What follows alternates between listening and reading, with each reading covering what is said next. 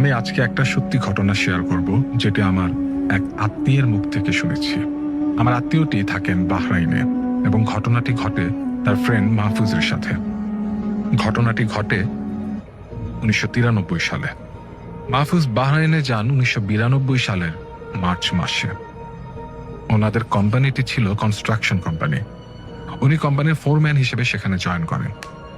কোম্পানিটা ছিল বাঙালি কোম্পানি এবং মালিকের নাম ছিল শরীফ মিয়া।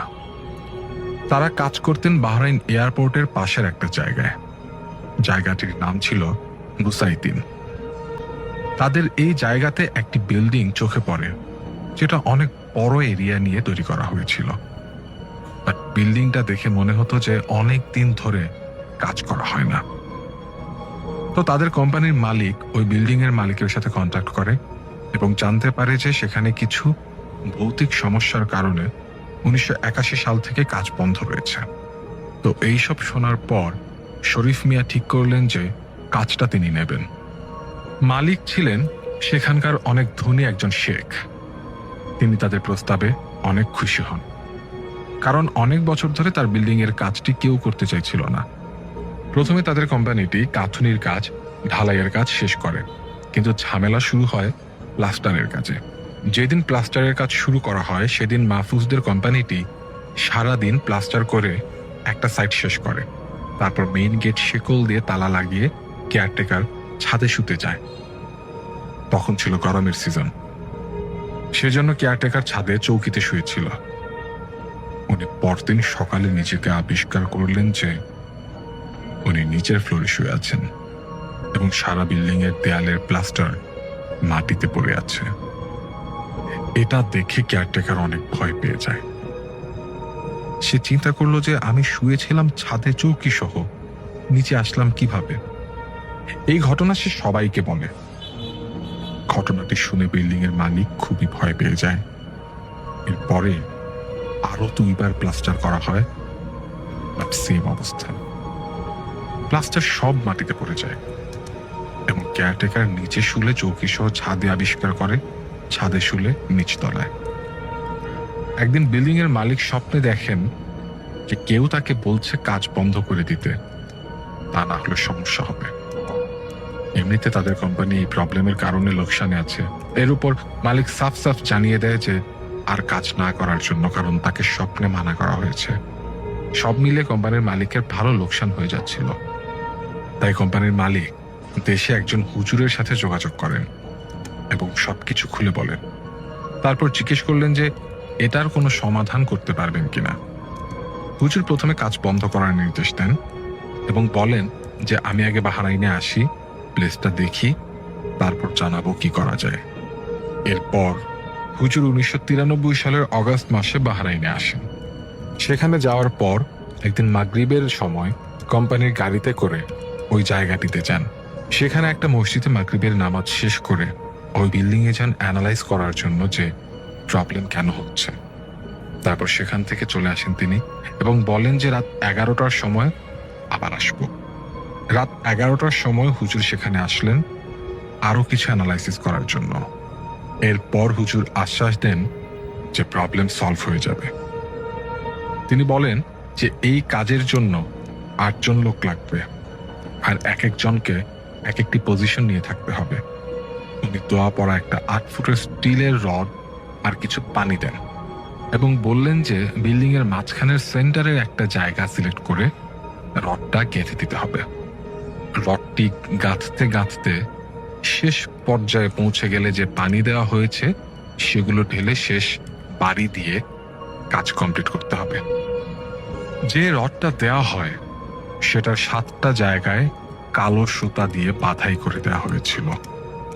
হুজুর বলেছিলেন রডটা গাঁথতে গাঁথতে যখন 1 হাত বাকি থাকবে তখন তাদেরকে এক পাশ ছেড়ে দিতে হবে, অর্থাৎ 4 পাশের 3 পাশে লোক থাকবে, এক পাশে থাকবে না, যে পাশটা জানালার দিকে। তিনি আরো বলেছিলেন যে 7টা সুতোয় 7 জনকে টাচ করতে হবে আর যে হাতুড়ি দিয়ে রডটা পাড়ি দিবে যে ছোট্ট একটা দোয়ার শব্দ প্রতি বাড়ির সাথে সাথে পড়বে।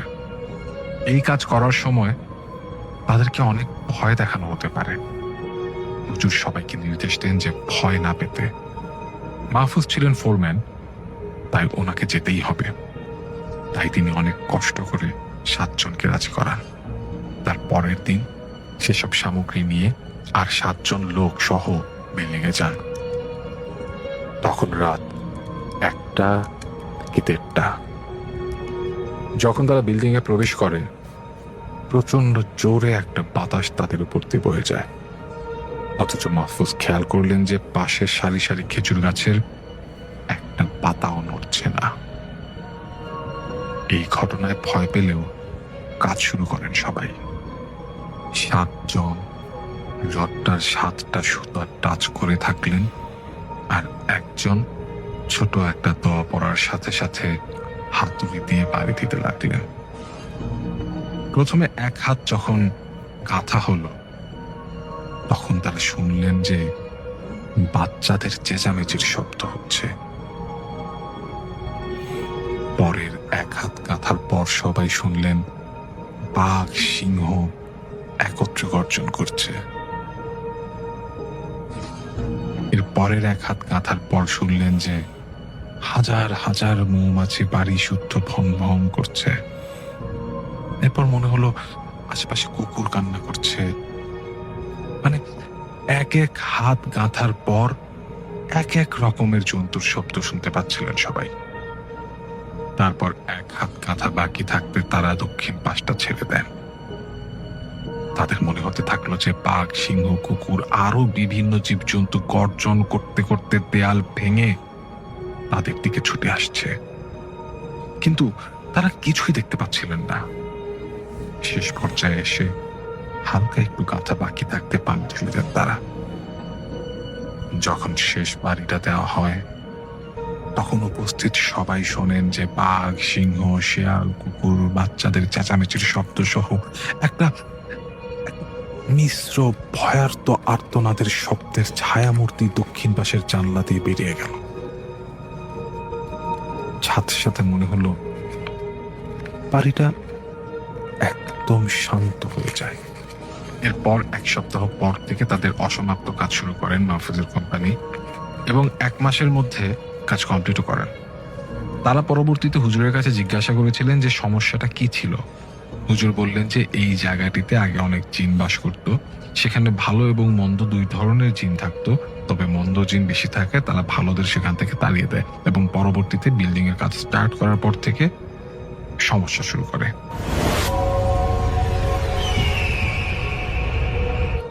ঘটনাটি ব্ল্যাক ম্যাজিকের পরিণতি এবং কবর ছোট হয়ে আসার একটি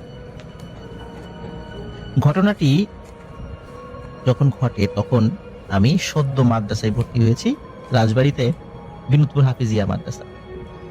তো বিনোদপুর হাফিজিয়া মাদ্রাসা থেকে আমার বাসার দূরত্ব মাত্র কয়েক মিনিটের ওয়াকিং ডিস্টেন্স ছিল, যার কারণে খাওয়া দাওয়া থেকে শুরু করে নিয়ে অধিকাংশ বিষয়গুলো, আমি মাদ্রাসায় রাতে ঘুমাতাম যদিও, বাট খাওয়া দাওয়া বা অন্যান্য যে কোনো প্রয়োজনে তাড়াতাড়ি বাড়িতে চলে যাওয়ার মতো সময় আমার থাকতো আর কি।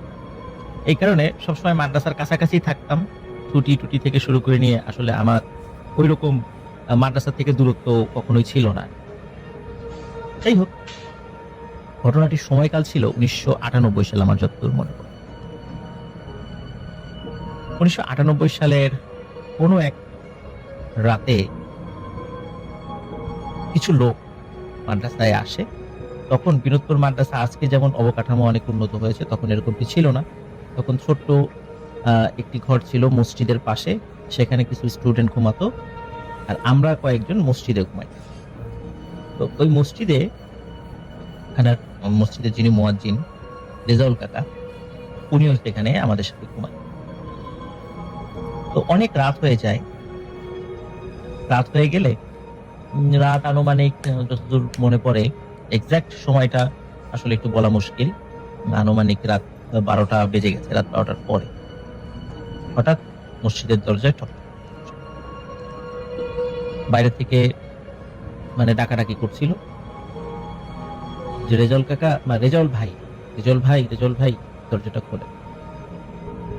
তখন রেজাউল কাকা উঠে দরজা খোলেন, খুলে দেখেন ওনারই পরিচিত দুইজন প্রতিবেশী দাঁড়িয়ে আছে মসজিদের বাইরে। তখন রেজাউল কাকা বলেন, কি হয়েছে? বলে যে আমাদের বাড়িতে একজন লোক মারা গেছে, লোকটা আপনি চেনেন, লোকটাকে আপনি চেনেন, নিয়ে আসেন, নিয়ে এসে লোককে গোসল দেবেন, তারপর জানাজা পড়িয়ে আমরা দাফন। তখন রেজাউল কাকা বলে যে এত রাত হয়ে গেছে, সকালবেলা যাই, সকালবেলা সকালবেলা দাফন করি, এই রাতের বেলায় দাফন করতে হবে ঘটনা কি? উনি বিষয়টা একটু পজিটিভলি নেন নিয়ে রেজাউল, রাত্রে দাফন করতে হবে, আবার কোনো মার্ডার টাডার না এরকম আবার চিন্তা করেছে। ওনারা বিষয়টা বুঝতে পেরেছে। ওনারা বলেন, না রেজাউল ভাই, ওরকম আপনি যেরকম ভাবছেন এরকম কিছু না, তবে লাশটিকে সকাল পর্যন্ত রাখা যাচ্ছে, আমরা রাখতে পারছি না। আপনি সেটা দেখলেই বুঝতে পারবেন যে কেন আমরা রাখতে পারবো। এই জন্য ভোর হওয়ার আগেই লাশটিকে কবর দিতে হবে, এই জন্য আমাদের সাথে চলে। তো রেজাউল কাকা একটু ইতস্তত বোধ করলেও, যেহেতু প্রতিবেশী আর এই লোকদেরকে উনি চেনেন, উনি পাঞ্জাবি পরে প্রস্তুতি নিয়ে বের। তো রাস্তাটা ছিল আজকে যে বিনোদপুর মাদ্রাসা এবং বিনোদপুর মাদ্রাসার পাশেই সুইপার কলোনি রয়েছে, এর ঠিক মধ্যবর্তী একটা রাস্তা রয়েছে এবং পাশে রাজবাড়ির একটা নাম করা টেইলার্স রয়েছে, all in all tailors. All in all টেইলার্সের পাশ দিয়ে একটি রাস্তা ভেতর দিকে ঢুকে গেছে, ওই পথ দিয়ে আগাতে হয়। যারা রাজবাড়ি শুনছেন তারা অবশ্যই এই পথগুলো সম্পর্কে জানেন। রেজাউল কাকা ওনাদের সাথে ওই পথ দিয়ে যেতে থাকেন, যেতে যেতে কিছু 5-6 মিনিটের ওয়াকিং ডিস্টেন্স আর ওই বাড়ি, ওখানে চলে যান। চলে যাওয়ার পরে উনি অদ্ভুত একটি বিষয় লক্ষ্য করেন। একটি বাড়িতে যদি কোনো সদস্য মারা যায়, কান্নার আওয়াজ থাকে, বাড়ির লোকজন কিন্তু ঘুমায় না, বাচ্চা কাচ্চারা ঘুমায়, বড় মানুষটা কিন্তু সাধারণত ঘুমায় না। তার আসলে ঘুমানোর মতো পরিবেশ সেখানে থাকে না। কিন্তু উনি যখন ওই বাড়িতে যান, গিয়ে দেখেন বাড়িতে শুনশান নীরবতা, মনে হচ্ছে যে উনি একটা শ্মশান বা কবরস্থানে চলে এসেছে। একটি সারা পিনপতন নীরবতা, একটি সারা শব্দ সেখানে। বাড়ির সব দরজা জানালা বন্ধ। তখন রেজাউল কাকা ভয় পান। এই কারণে ভয় পান, উনি চিন্তা করেন যে এরা আমার ক্ষতি করার উদ্দেশ্যে এখানে নিয়ে আসে নাই তো, নাহলে মরা বাড়ি, এইখানে কোনো মানুষ নাই, একটা কান্নার আওয়াজ নাই, এটা কিভাবে সম্ভব? তখন রেজাউল কাকা চিন্তা করেন যে এরা নিশ্চয়ই আমাকে ক্ষতি করার জন্য নিয়ে আসছে এত রাতের বেলা, মেরে টেরে ফেলবে আমাকে, দ্রুত এখান থেকে চলে যেতে হবে। এই চিন্তা করে উনি দৌড় দেওয়ার একটা চিন্তা করেছিলেন। কিন্তু ওনাকে যারা ডেকে নিয়ে এসেছিলেন তারা কিন্তু রেজাউল কাকার মনোভাবটা বুঝতে পেরেছে। তখন তারা রেজাউল কাকাকে বলেন যে রেজাউল ভাই, আপনি ভয় পায়েন না, আপনি এটা চিন্তা করেন না যে আপনাকে ক্ষতি করার উদ্দেশ্যে আমরা নিয়ে আসছি। আপনি এটা চিন্তা করছেন তো বাড়িতে কেন কোনো লোকজন নাই, সারা শব্দ নাই। আসলে যখন এই বাড়ির একজন সদস্য মারা গেছে, মারা যাওয়ার কিছু সময় পরে আমরাই বাড়ি থেকে সব সদস্যদেরকে অন্য জায়গায় চলে যেতে বলেছি। তখন বলে যে কেন, এই কাজটি কেন করলেন? বলেন, আসেন আমাদের সাথে, নিজেই দেখবেন যে কেন আমরা তখন রেজাউল কাকাকে লাশের কাছে নিয়ে যান। তখন রেজাউল কাকা দেখেন একটি কাঁথার মতো একটা কাপড় দিয়ে লাশটি ছেঁকে রাখা হয়েছে। রেজাউল কাকা উনি নিজের হাতে লাশের মুখের উপর থেকে কাপড়টি সরান। কাপড়টি সরানোর সাথে সাথে রেজাউল কাকা এক লাফে ওই ঘর থেকে বের হয়ে আসেন। বের হয়ে বলেন যে ওরে বাবারে, এই লাশ আমি গোসল করাতে পারবো না। তখন ওনারা বলেন, এখন বুঝতে পেরেছেন তো যে কেন বাড়িতে একজন সদস্যও নাই, নারী শিশু থেকে শুরু করে নিয়ে কেউ নাই? বলে, হ্যাঁ বুঝতে পেরেছি, কিন্তু আমি এটা করতে পারবো না, আমি ভয়ে শেষ হয়ে যাব। বলে যে রেজাউল ভাই, আপনাকেই এই কাজটি করতে হবে, আমরা সহযোগিতা করবো, এছাড়া উপায় নাই। যদি সকাল হয়ে যায়, আরো মানুষ যদি এখানে চলে আসে এবং লাশের চেহারার এই বিভৎস দৃশ্য যদি মানুষ দেখে, তাহলে মানুষ কি ভাববে? আর একটি মানুষ যতই খারাপ কাজ করুক না কেন, সে তো একজন মানুষ, আর মৃত্যুর পরে সে আল্লাহর কাছে চলে যায়। আল্লাহ তার কি বিচার আচার করবেন এটা আল্লাহর বিষয়, কিন্তু একটা মানুষ মারা যাওয়ার পরে তাকে তো আমরা এভাবে সমাজের কাছে হেয় হইতে দিতে পারি না। তখন রেজাউল কাকা চিন্তা করে, আসলেই তো তাই, কারণ ওই লাশটির চেহারা ভয়ঙ্কর আকৃতি ধারণ করেছিল, কিন্তু তার মানে এই নয় যে লাশটি পচে গিয়েছে। লাশটির চেহারা ভয়ানক কোন একটা প্রাণীর চেহারার মতো হয়ে গেছে। এটি যে ঠিক কোন প্রাণী এটি আমাকে যদিও বলেছেন রেজাউল কাকা, কিন্তু আমি সঙ্গত কারণে এটি বলতে চাচ্ছি না। এবং প্রিয় লিসেনার্স, আপনারাও কেউ কমেন্টে এই কোশ্চেনটা অন্তত করবেন না যে কোন প্রাণীর চেহারার মতো হয়ে গিয়েছে। এটি রহস্যাবৃতই থাক এবং ওই ব্যক্তির সম্মানে যিনি মারা গিয়েছেন আল্লাহ তাআলা তার ভুল ত্রুটিগুলো ক্ষমা করুন, কিন্তু আমরা তাকে অসম্মান হতে দিতে পারি না। শুধু শিক্ষণীয় বিষয় হওয়ার কারণে ঘটনাটি আমাদের সামনে তুলে ধরা। যাই হোক, রেজাউল কাকা এবং সাথে থাকা আরো 2 জন লোক, ওনারা এই লাশের গোসলের জন্য পানির আয়োজন করেন। তারপরে 3 জন মিলে লাশের গোসল দেন এবং আশেপাশ থেকে আর 2 থেকে 3 জন মানুষ তারা আসে। আগে থেকে খাটিয়া রেডি ছিল, কারণ ওই খাটিয়াটা এই বিনোদপুর হাফিজিয়া মাদ্রাসা মসজিদেরই খাটিয়া ছিল। এখান থেকে খাটিয়া নিয়ে আসা হয়। খাটিয়া নিয়ে আসার পরে কাফনে মোড়ানো হয় লাশটি এবং লাশটি নিয়ে লোকশেড কবরস্থানে নিয়ে যাওয়া হয়। লোকশেডের ঘটনা তো আপনারা অনেকেই জানেন, বিভিন্ন সময় আমি বলেছি এবং পর্যায়ক্রমে আরো বলবো ইনশাল্লাহ। তো লোকশেডের 2টা পার্ট রয়েছে, একটা পাশে মুসলিম কবরস্থান আর একটা পাশে হিন্দু কবরস্থান। কবরস্থান এই কারণে বলছি যে হিন্দুদের মধ্যে বেশ কিছু গোত্র রয়েছে, তারা সবাই কিন্তু লাশ শ্মশানে গিয়ে পোড়ায় না, কেউ কেউ কবর দেয়। তো ওইখানে দাস নামক একটা সম্প্রদায় রয়েছে হিন্দুদের, ওনারা লাশ আসলে পোড়ায় না, ওনারা ওখানে দাফন করে। আর একটা বিষয় হলো যে এই কবরস্থানে অনেক অপমৃত্যুর লাশগুলো, রেলে কেটে যাওয়া, ক্রস ফায়ারে মারা যাওয়া, এরকম অসংখ্য অপমৃত্যুর লাশগুলো দাফন করা হতো, অনেকদিন দাফন করা হয়েছে। পরবর্তীতে এই হিন্দু সম্প্রদায় তারা লিখিতভাবে আবেদন জানায় রেল কর্তৃপক্ষের কাছে এবং প্রশাসনের কাছে যে যেহেতু তারা তাদের দেহগুলো শ্মশানে গিয়ে সৎকার করে না, এখানে কবর দেয়, এই অপমৃত্যুর লাশগুলো যেন এখানে আর কবর দেয়া না হয়।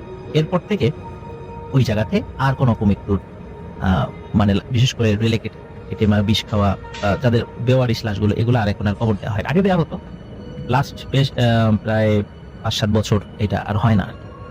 তো যাই হোক, এইটার অপোজিট পাশে রয়েছে মুসলিম কবরস্থান।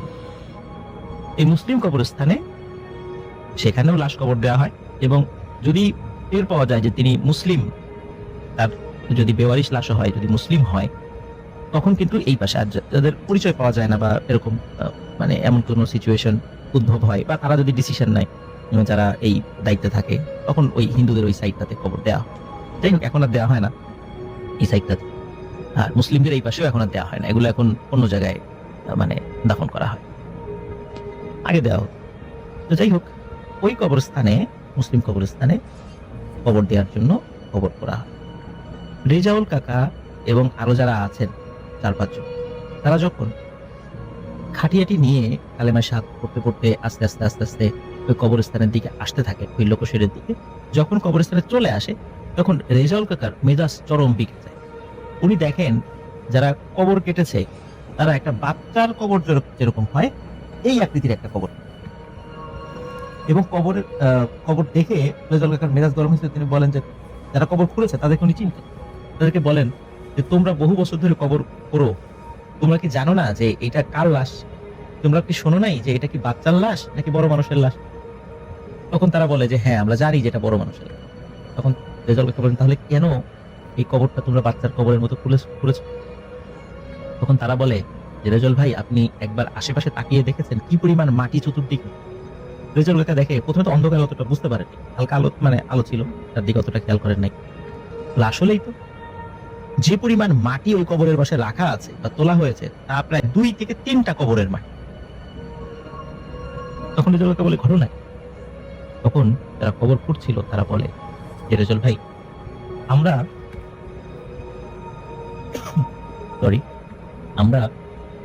বড় মানুষের কবরই খুঁড়েছিলাম। কবর খোঁড়ার পর আমরা যখন বিশ্রাম নিচ্ছি, হঠাৎ করে কবরের দিকে তাকিয়ে দেখি যে কবরটি ছোট হয়ে গেছে। তখন আমরা একে অন্যকে দোষারোপ করি যে এই তুই কবর ছোট করে খুঁড়েছিস, ও বলে না তুই খুঁড়েছিস, কিন্তু আসলে আমরা কবর ঠিকই করেছিলাম। তখন আমরা ওই কবরকে আবার স্বাভাবিক করে আবার বড় মানুষের মতো কবরে মানে শেপটা নিয়ে আসি। এরপর যখন আবার আমরা বিশ্রাম নিতে থাকি, কিছু সময় পরে আমরা তাকিয়ে দেখি যে কবরটি আবারও ছোট হয়ে গেছে। তখন আমরা আবার এরপরে আমরা কবরের দিকে তাকিয়ে থাকি। আমাদের চোখের সামনে কবরটি আবারও ছোট হয়ে যায়। আমরা কবর খুঁড়তে খুঁড়তে এতটাই পরিশ্রান্ত হয়ে গিয়েছি, আমাদের পক্ষে আর নতুন করে এই কবরটিকে প্রশস্ত করা সম্ভব নয়। এই কবরের মধ্যেই এই লাশটিকে দাফন করতে হবে। উপস্থিত সকলেই ওনাদের এই কথাগুলো শুনে খুবই অবাক হন এবং তারা প্রত্যেকেই দেখেন কবরটি ছোট, এবং তাদেরকে দোষারোপ করার কোনো সুযোগ ছিল না, কারণ কবরের তার চতুর্দিকে প্রচুর মাটি রয়েছে এবং তারা প্রত্যেকেই মুরব্বী গোছের মানুষ ছিলেন। তাদের তো অভিজ্ঞতা আছে যে একটি কবরে কি পরিমাণ মাটি উঠতে পারে। বহু কষ্টে হাঁটু ভাঁজ করে ওই লাশটিকে কবরের মধ্যে রাখা হয়। রাখার পর ওই কবরের মধ্যে ওই মানে লাশটা নামানোর জন্য একজন মানুষ নেমেছিল। একজন মানুষ নামার পরে উনি যখন লাশটি নামানোর পরে এই পাশ উপরে দিচ্ছিলেন, তখন অদ্ভুত একটা বিষয় উনি খেয়াল করছেন এবং ভয়ঙ্কর একটি ব্যাপার, সেটা হচ্ছে যে ওই মাঝখানে যে ফাঁকা জায়গাটা এটা আস্তে আস্তে ছোট হয়ে আসছে। তখন উনি লাফ দিয়ে কবরের উপরে উঠে যান, উঠে দ্রুত অন্য বাঁশগুলো দিয়ে কেবল চাটাই দিয়ে বাঁশ ঢেকে দিয়েছে। তখনই ভেতর থেকে মট মট মট মট হাড় ভাঙার আওয়াজ আসতে থাকে। এই শব্দ যখনই কানে এসেছে তখনই সবাই এক দৌড়ে বহু দূরে চলে গেছে। রেজাউল কাকাও দিয়েছেন এক দৌড়, ভয়ে। কারণ বুঝতে পারছিলেন কবর ছোট হয়ে এই হাড়গুলো মট মট মট মট করে ভেঙে যাচ্ছে। রেজাউল কাকা চিন্তা করলেন যে এভাবে তো একটা কবরকে রেখে চলে যাওয়া যায় না। তখন উনি অন্যদেরকে ডাকেন, এই তোমরা এদিকে আসো। আরে এটা কিছু না, এটা এমনি ওই ওই আশেপাশ থেকে ডাল ভেঙে পড়ছে এই শব্দ, ও কিছু না, তোমরা আসো। বলে যে না, আমরা যাবো, আমরা নিজের কানে শুনেছি শব্দ। তখন রেজাউল কাকা অন্যদেরকে সাহস দিতে থাকেন। তখন অন্যরা কাছে আসে, কিন্তু কেউ চাটাই বা বাঁশ উঁচা করে আর দেখেনি যে এই কবরের মাঝখানে ফাঁকা আছে কিনা। এই সাহস কারো ছিল না। সবাই দ্রুত কবরের উপরে মাটি দিয়ে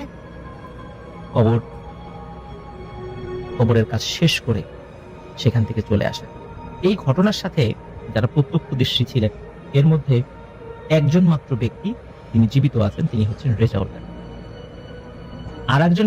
আরো কয়েকজন ব্যক্তিকে আমি চিনতাম। এর মধ্যে একজনের নাম ছিল হচ্ছে ডোমা। তো ডোমা, ওনার অরিজিনাল নাম কি এটা আমি ঠিক জানি না। তো ডোমা উনি ছিলেন, ওনাকে আমি দেখেছি। উনি এখন আর নাই, রেজাউল কাকা জীবিত আছেন এখনো। তো আসলে ওনার চেহারার এই ভয়ঙ্কর বিকৃতি এবং কবর ছোট হয়ে আসা, এটি আসলে কেন হয়েছিল, এটি রেজাউল কাকা পরে খোঁজ খবর নিয়ে জানতে পারেন। এই ব্যক্তি উনি ব্ল্যাক ম্যাজিকে পারদর্শী ছিলেন এবং ব্ল্যাক ম্যাজিক করতেন। ওনার ব্ল্যাক ম্যাজিক করার কারণে ওনার কিন্তু সন্তানাদি মারা গিয়েছে। ওনার স্ত্রী ওনাকে এই পথ থেকে ফেরানোর অনেক চেষ্টা করেছিলেন, কিন্তু পারেন। একটা পর্যায়ে ওনার প্রিয় চলে যান, কিন্তু তারপরেও উনি এই ব্ল্যাক ম্যাজিক প্র্যাকটিস করেই যেতেন। ওনাকে কোনোভাবেই এই পথ থেকে থামানো যায়। যাই হোক, এই কারণে তার এই পরিণতি হয়েছিল। আল্লাহ তাআলা তাকে এখন কি অবস্থা রেখেছেন, আমরা অবশ্যই যে যত খারাপ কাজই করুক, আমরা তার রুহের মাগফিরাত কামনা করতে দোষের কিছু নাই। তিনি অন্যায় করেছেন, ভুল করেছেন, তার কি শাস্তি হবে এটা আল্লাহর সিদ্ধান্ত। আমরা এটা নিয়ে কোনো ধরনের কোনো কটাক্ষ বা কোনো ধরনের মন্তব্য করতে পারি, সেই অধিকার আমাদের নাই। তবে ঘটনাটি এই কারণে বলা, এটি আমাদের জন্য খুব বড় ধরনের একটি শিক্ষা, যে ব্ল্যাক ম্যাজিক করলে কি হয়, কি পরিণতি হয়। আমার ধারণা ব্ল্যাক ম্যাজিকের যে পরিণতিগুলো এ যাবৎকাল পর্যন্ত আমি বলেছি বা অন্যরা বলেছে, এর থেকে সাংঘাতিক পরিণতি আর কিছু হতে পারে বলে আমার জানা নাই। হতে পারে, অবশ্যই হতে পারে, অনেক ঘটনাই ঘটে, কিন্তু একদম কবর ছোট হয়ে আসছে এবং কবর দুই দিক থেকে চাপ দিয়ে লাশটাকে পিষে ফেলেছে, এই ধরনের ঘটনা খুবই কম পাওয়া যায়। আশা করি ঘটনাটি ভালো লেগেছে।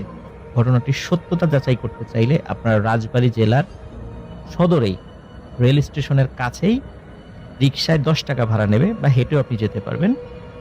বিনোদপুর হাফিজিয়া মাদ্রাসায় চলে যাবেন। ওই হাফিজিয়া মাদ্রাসা মসজিদের মুয়াজ্জিন মোহাম্মদ রেজাউল কাকা বলি আমরা যাকে, তিনি এখনো জীবিত আছেন। কেউ যদি তার মুখ থেকেই ঘটনাটি শুনতে চান, শুনতে পারবেন।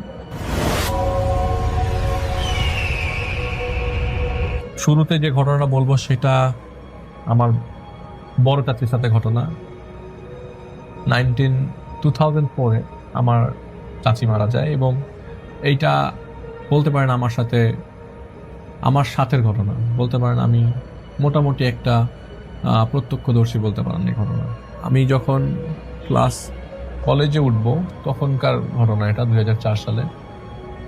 সেদিন ছিল রবিবার এবং শীত গরমের মাঝামাঝি, জানুয়ারি 20 তারিখ। তো সেদিন আমার চাচির, আসলে শুরু থেকে বলতে গেলে আমার চাচি একটু মোটা ছিল এবং অসুস্থ ছিলেন। তো তার একটা অ্যাক্সিডেন্ট ঘটে রাইফেল স্কোয়ারের সামনে। সেইখানে তিনি রিক্সা থেকে পড়ে যান তার ছেলেকে স্কুল থেকে নিয়ে আসবার পথে। তো রিক্সা থেকে পড়ে যাবার পর তার হাতে একটা ব্যথা পায় তিনি। তো ডাক্তাররা তখন দেখেন যে তার হাতের হাড়টা ভেঙে যায়, উপরের হাড়টা ভেঙে যায়। এরপর থেকে ডক্টররা তার বাইরে দিয়ে একটা এক্সটার্নাল ফিক্সেশন লাগিয়ে দেয়, লোহার মতো হাড়কে জোড়া দিয়ে অপারেশন করে এক্সটার্নাল ফিক্সেশন লাগিয়ে দেয়, যাতে ওই যার হাড়টা জোড়া লেগে যায়। তো কালের পরিক্রমায়, তার অবহেলায় তিনি আর পরবর্তী সময়ে ওই ডাক্তারের ফলো আপে না থাকার কারণে ওই জায়গাটায় আস্তে আস্তে ইনফেকশন হয়ে যায়। ইনফেকশনটার দরুন এক পর্যায়ে তার সবার আগে হেপাটাইটিস বি ধরা পড়ে, জন্ডিস ধরা পড়ে। ওইটার থেকে প্রথমে ওভারকাম করলেও অ্যাক্সিডেন্টটা ঘটে 2001-এ, কিন্তু পরবর্তী 2004-এর মধ্যে তার 3বার জন্ডিস ধরা পড়ে। জন্ডিস বিলিরুবিন এত ডেঞ্জারাস অবস্থায় ছিল যে পরবর্তী সময়ে তিনি 2004 সালের জানুয়ারি 20 তারিখে মারা যান। তিনি যখন মারা যান তখন তার টেম্পারেচার ছিল, বডি টেম্পারেচার ছিল 106-এর উপরে, অলমোস্ট 107-8-এর মতো।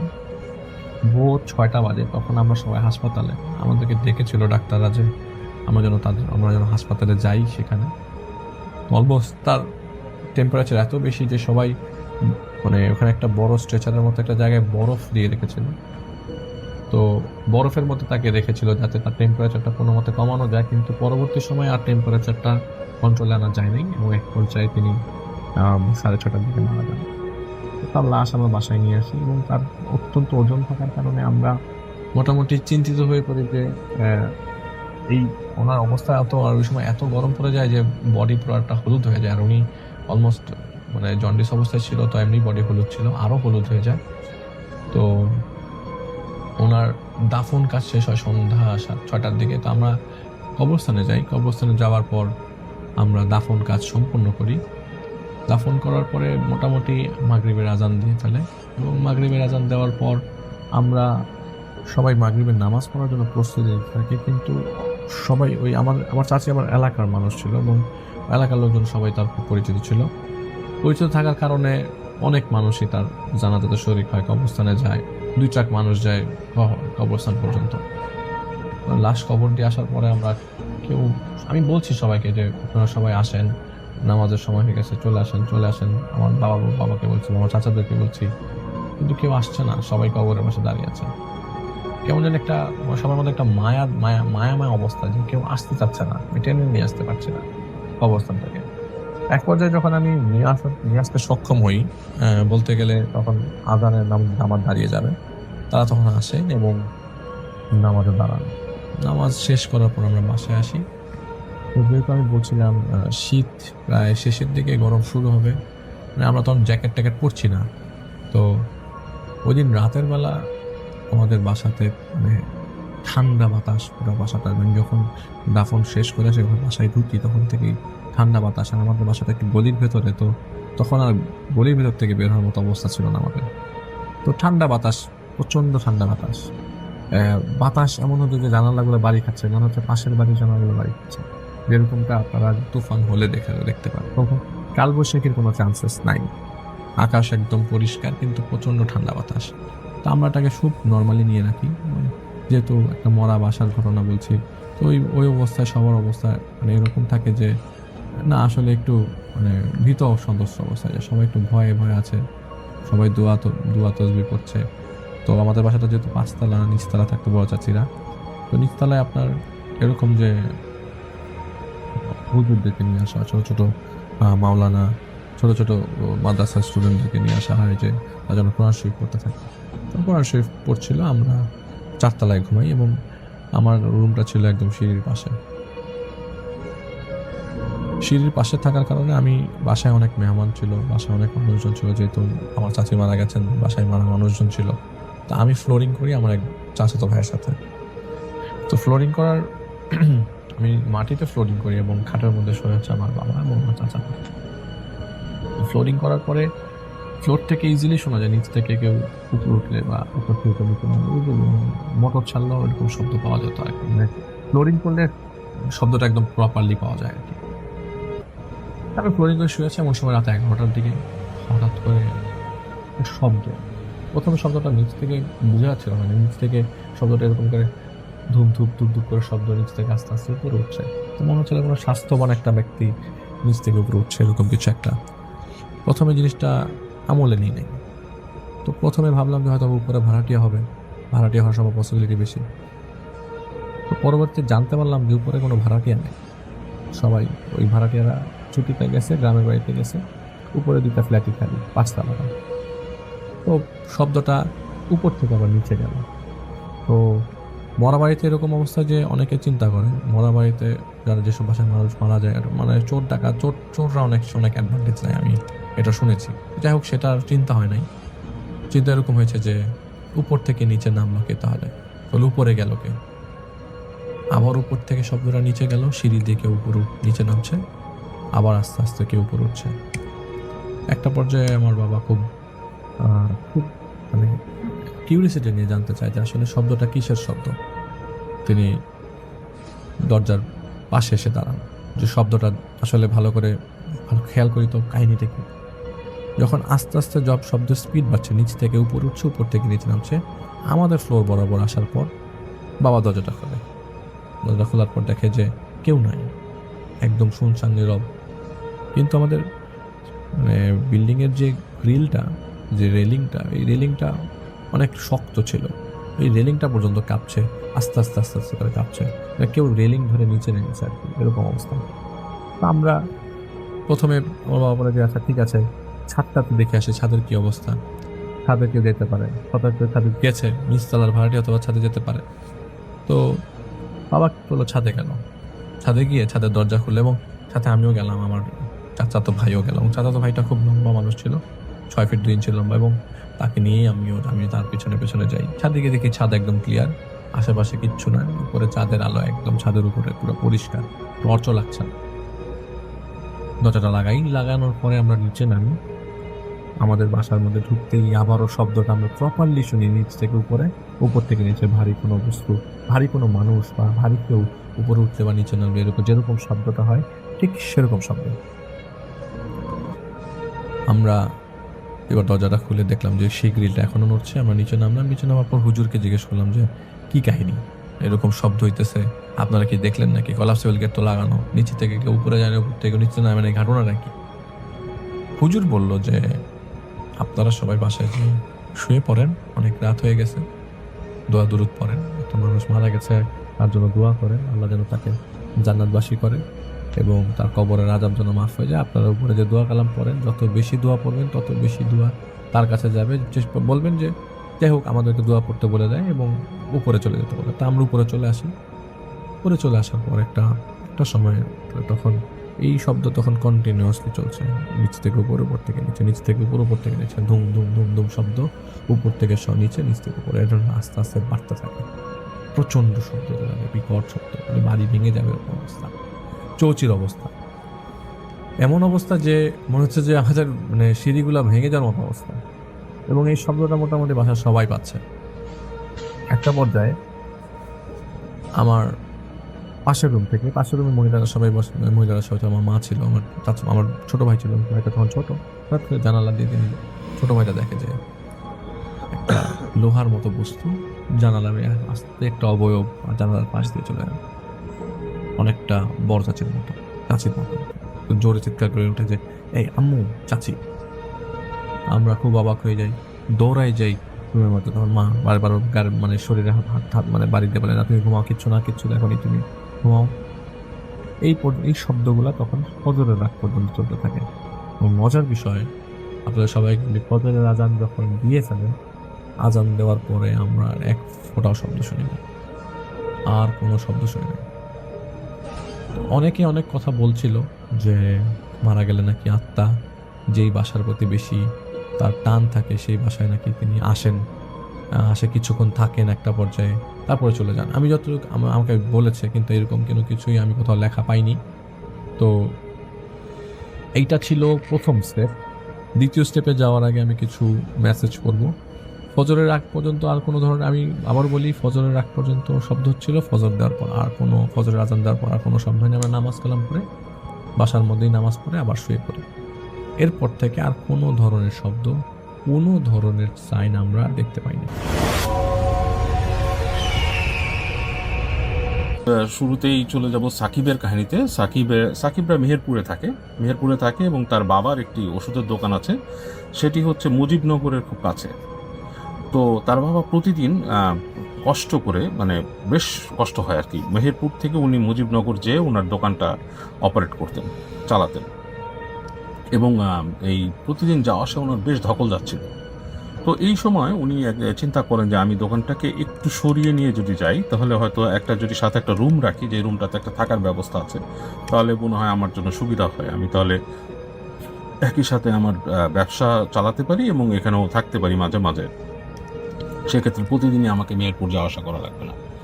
তো এরকম ভাবার পরেই তার বাবা এরকম একটা দোকানটাকে একটু সরিয়ে নিয়ে মুজিবনগরের কাছাকাছি নিয়ে যান এবং সেখানে একটি রুম সহ একটা বিশাল লিচু বাগানের পাশে দোকানটা নেন। রুমটা যেখানে ছিল তার আশেপাশে একটা বিশাল লিচু বাগান ছিল। যাই হোক, যখন থেকে উনি থাকা শুরু করলেন ওখানে, যে উনি যেদিন নাকি ফার্স্ট স্টে করলেন বাসাটার মধ্যে, তখন থেকেই একটা লাইক ভাইব উনি পাওয়া শুরু করলেন বাসাটার ভিতরে।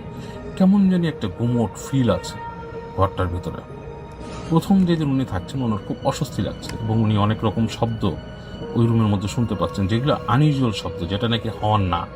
রাতের বেলা আপনারা যারা একটু ঢাকার বাইরের অঞ্চলে থাকেন বা যেখানে প্রকৃতি খুব বেশি, প্রকৃতি বেশ বেশ বেশ বেশ সরব, সেখানে আপনারা রাতের বেলা কিসের শব্দ পান? ঝিঝি পোকা, যদি বৃষ্টি হয়ে যায় বা কিছু হয়ে যায়, ব্যাঙের ডাক, এই ধরনের জিনিস। বাট ওখানে একটা কেমন একটা ডিফারেন্ট টাইপের শব্দ ছিল, যেটা নাকি উনি আসলে পাচ্ছিলেন এবং ওনার কাছে অস্বস্তি লাগছিল। তো এই সময় উনি শুনেন ওনার দরজার মধ্যে কেউ ধুপ ধুপ ধুপ ধুপ করে নক করে যায়, এবং নক করে যায়। উনি লাফিয়ে উঠে বলে, কে কে? কেউ কোনো উত্তর, মানে কেউ কোনো উত্তর নেই, কোনো উত্তর নাই, জাস্ট দরজা নক করে চলে গেছে। তো এটা প্রায়ই হওয়া শুরু করে, গেট নক করা এবং শব্দ, এবং ছাদের উপরও শব্দ হয়। তো এটাতে উনি না আসলে প্রথম দিকে একটু অস্বস্তি ফিল করলে পরের দিকে উনি ইউজ টু হয়ে যায়। উনি 5 ওয়াক্ত নামাজি মানুষ, নামাজ পড়তেন সবসময়। তো এরকম সময় পরের দিকে যেটা শুরু হয়, ওনার গেট নক করে ঠিক নামাজের আধা ঘন্টা আগে, ফজরের নামাজের আধা ঘন্টা আগে গেট নক করতে কেউ, এবং করে বলতে, ডাক্তার সাহেব নামাজের ওয়াক্ত এসে, চলে যান,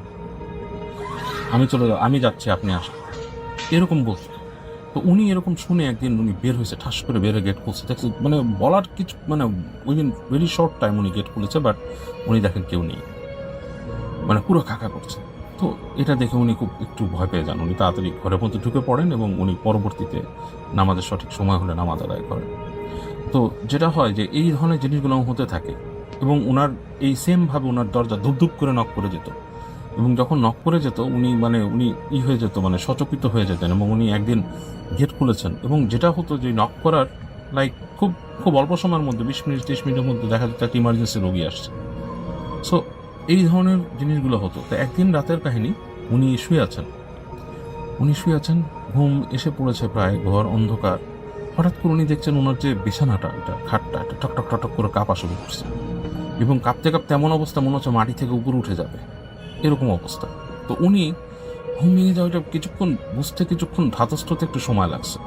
উনি তারপর করে কি লাফ দিয়ে খাটের থেকে নেমে যেয়ে উনি দৌড় দিয়ে গেট খুলে ফেলেন। গেট খুলে উনি মনে করেন যে ভূমিকম্প হচ্ছে নাকি। বাইরে চলে আসেন, বাইরে এসে দেখে পুরো খাখা, কোনো কিছু নেই, একটা গুমোট আবহাওয়া।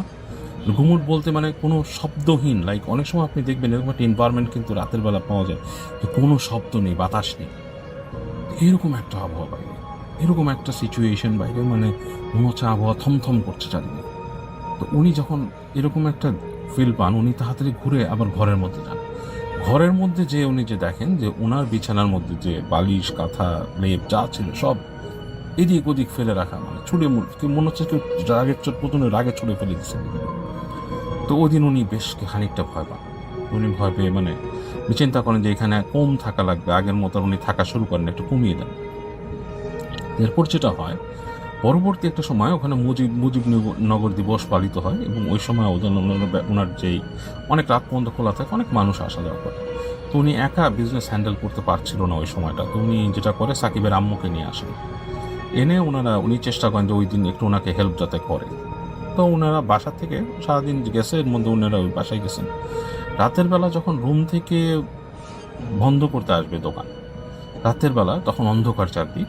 তো সাকিবের আম্মু আর আব্বু দুজন ঘর থেকে বের হয়ে একটু হাঁটার পরেই সাকিবের আম্মু খেয়াল করেন তাদের মাথার উপরে, বেশ খানিকটা উপরে, আগুনের দুটো গোলাগুলো কাইন্ড অফ মানে আগুনের গোলা, মানে জাস্ট গোল বল না, একটু মানে মানুষের মতো শেপ, অ্যান্ড আগুনগুলো যে মানে বাড়ছে কমছে এরকম একটা আগুনের শিখা যেরকম থাকে সেরকম জ্বলছে, এবং সেটা দুটো আগুন, এবং ঠিক তাদের মাথার উপর দিয়ে যাচ্ছে।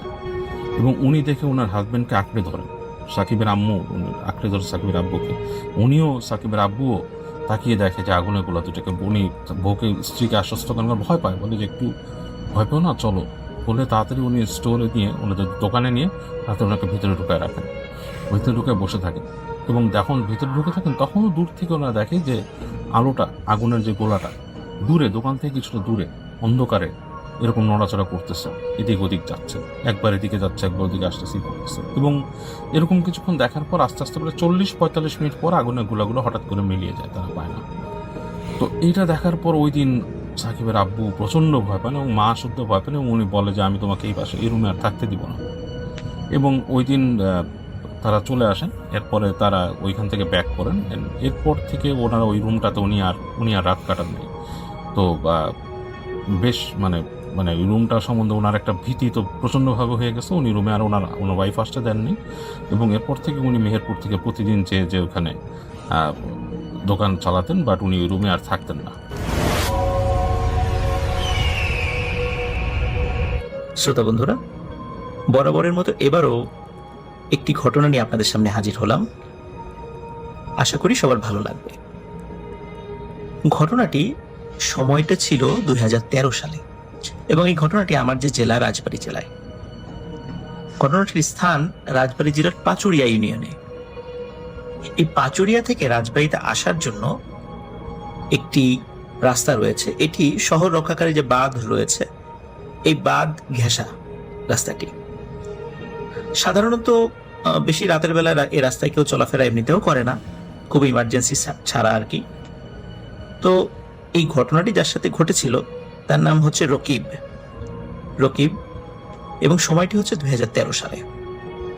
তো রকিব হঠাৎ করে মানে তার কাছে রাতের বেলা ফোন আসে। তো বলা হয় তার একজন খুব ঘনিষ্ঠ আত্মীয় হঠাৎ করে অসুস্থ হয়ে রাজবাড়ীর সদর হসপিটালে ভর্তি, এবং তাকে এই খবরটি দেওয়ার পরে, খুব ঘনিষ্ঠ আত্মীয় যেহেতু, তো রকিবের মোটরসাইকেল ছিল। তো রকিব চিন্তা করে যে এখন তাহলে যেহেতু মোটরসাইকেল আছে, আমি তো মানে যেতেই পারবো, সমস্যা নেই। তো রকিব মোটরসাইকেল নিয়ে বাসার থেকে বের হয় এবং পরিবারের সদস্যদেরকে ওই আত্মীয়র অসুস্থতার খবর জানায়, এবং পরিবারের সদস্যরাও বলে যে ঠিক আছে তুমি যাও। এখন এমত অবস্থায় সে যে একা যাবে, এখন চিন্তা করা হয়েছে তাহলে অন্য কোনো বন্ধুদেরকে সাথে নিয়ে যাই। কিন্তু ওই অবস্থায় যাদেরকেই ফোন দিচ্ছিল, মোবাইলে কল দিচ্ছিল, যেহেতু অনেক রাত ছিল, রাত প্রায় 2-2:30 বাজে, তখন কিন্তু কেউ, আর ওই সময়টা ছিল আবার শীতের রাত, এই কারণে অনেকেই গভীর ঘুমে বিভোর হয়েছিল, যার কারণে যাদেরকে ফোন করেছিল তারা কেউই ফোনটা রিসিভ করেনি।